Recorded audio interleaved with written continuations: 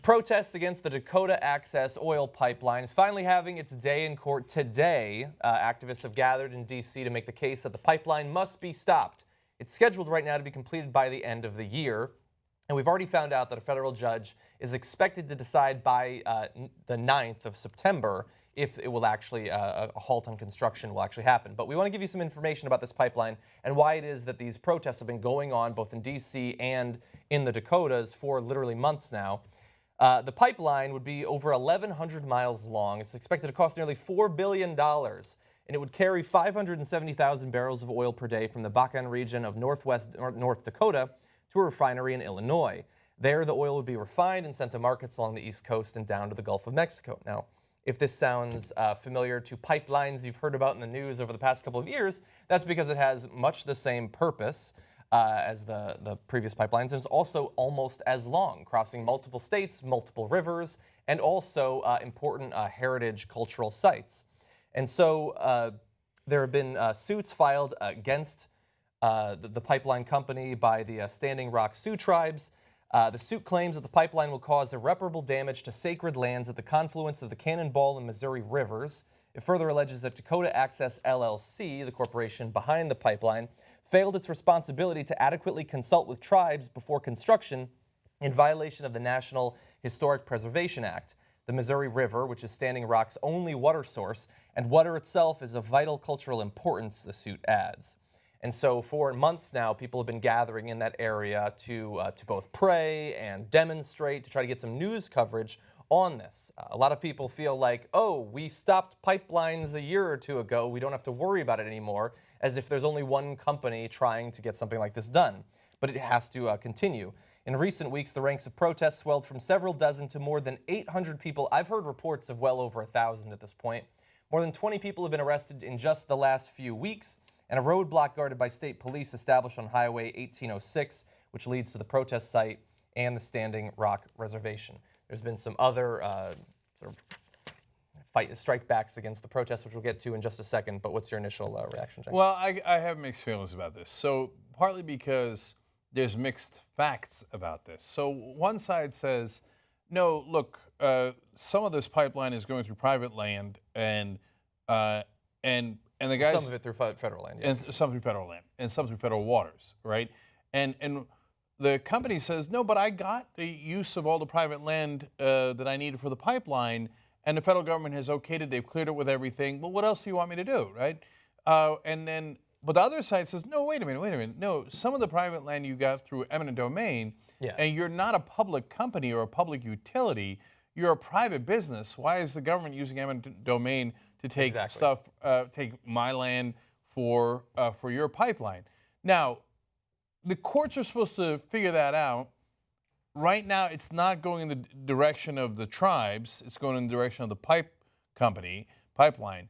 And so it's hard for me to know exactly all the details of what the courts saw and to what degree it's if it is just going eminent domain here, I'll take your land and I'll take your land and I'll give you what I think is fair market price so I can build my pipeline. Whoa, I didn't agree to that. And this is not a public utility. No, you got to negotiate with me. Even if you're going to take my land, that's a negotiation. That's not at the, point of a gun in a sense, with the government coming in saying, illegal gun. I'm doing it. It's a legal gun, right, exactly. And so, okay, so that's a very important issue that I don't have enough details on. And then the second issue is Native Americans say that it's going through cultural land with important heritage, et cetera.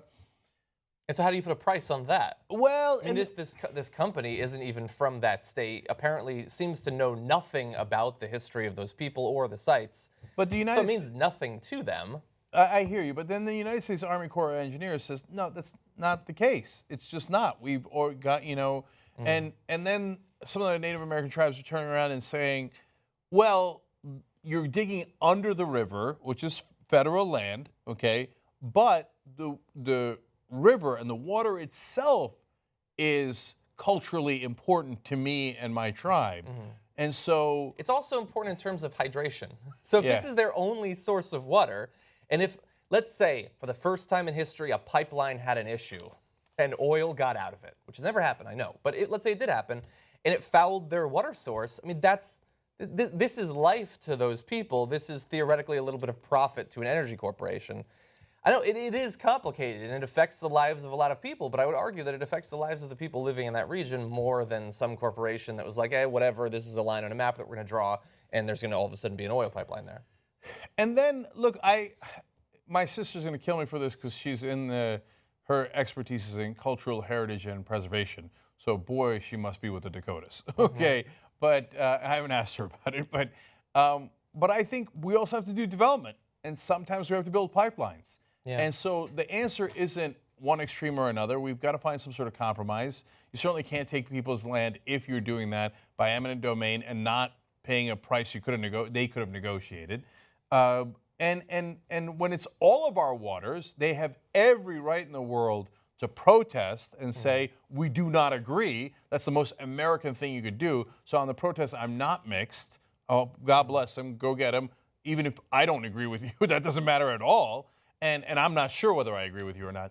And then finally, though, since I am in favor of development, and I know it's dirty fossil fuels, and you don't want that. To me, the better way to attack the climate crisis is to further encourage renewable energy, solar, wind, and electric cars, and do that quicker rather than trying to stop the oil from coming out, which I think is harder. I know. It's a totally fair argument to say that we should do both. I was just looking at some charts going back about 20 years about the price per megawatt of solar energy, and it is dropping both at the commercial level and at the personal, just rooftop level. And it's becoming cheaper and cheaper despite the fact that not only have we not incentivized it very much as a country, but some states have been doing everything they can to crush it. Arizona's just basically going around breaking every solar panel that they can find to try to make sure that people don't use it. If we were to incentivize it, then maybe we wouldn't need to pump out, like in the last few years where we haven't yet gotten the severity of the climate crisis, just pull all the oil out of the ground while we still can. If we can just hold off on that while the energy, like renewable energy, solar energy becomes a little bit cheaper, I mean, this is the future of our species, the future of our civilization. I don't care about this company. I don't care about the money that they make. I don't care at all. I know, but we have to balance those interests. You can't just say we don't care about the company. We have to balance their earnings reports and humanity. No, that's also not a fair way to describe it. Okay, and by the way, look, the other people in the area could say, wait a minute, we're going to profit off of that because they're using our land and they paid us a good amount, and we made that deal with that company, and we're happy with that deal. So why do you guys get to veto a deal that the rest of us agreed to? So they're also the people. So it's, you got to take all that into consideration. There are a lot of interests. Now, there's one interest that one perspective that I did not fully appreciate until I read into this story. And so I want to give you a quote from Dennis Banks, the co-founder of the American Indian Movement.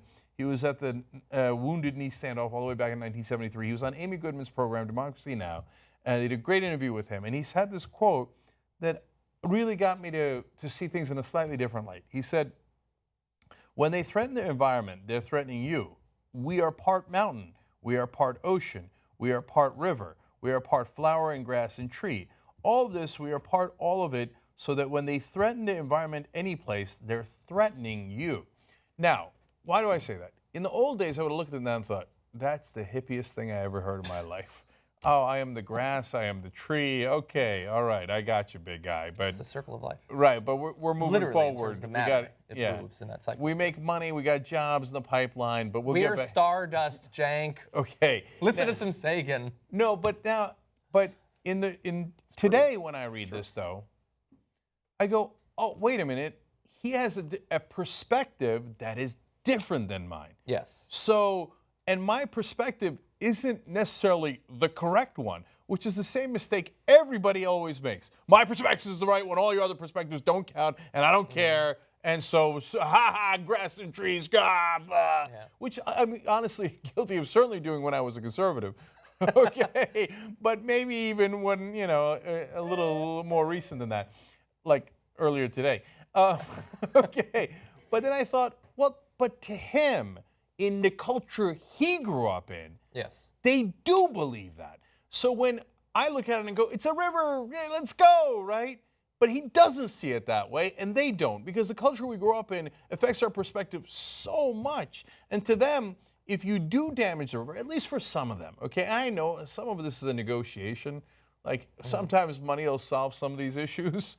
I don't know. I'm just saying, right? But sometimes it's absolutely real. And they think, no, from my perspective, when you destroy that river, you destroy my culture, my heritage, and me, because that's part of my identity. Yeah. Because people can make anything their identity, whether it's a nation, a religion, or in this case, this is part of their culture, the land historic land, itself. yes. Yeah. Right?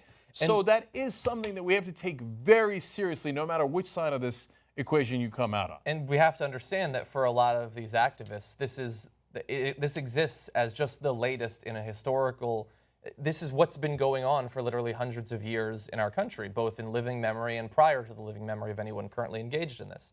And there's quotes from that. We have quotes from Dave Archambault, maybe we'll be able to get to, about how Native American activists from many different nations have been coming together over this, even if they're not directly influenced by the possible destruction of the sites or the water, because they see this as, no, we have to take a stand at some point. We're not simply going to be cast into the waste bin of history. Like, we have to do something, and this might be a case where it is both important for the people there and for people in a larger context.